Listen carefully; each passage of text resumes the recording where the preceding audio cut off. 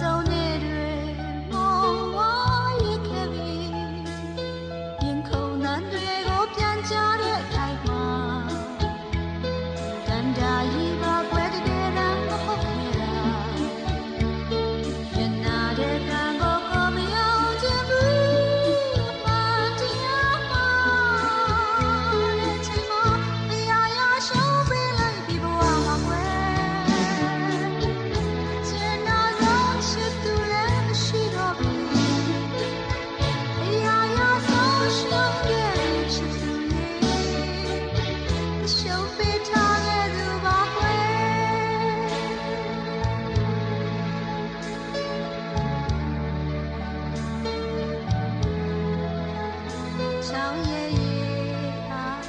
ဒါအောက်စီ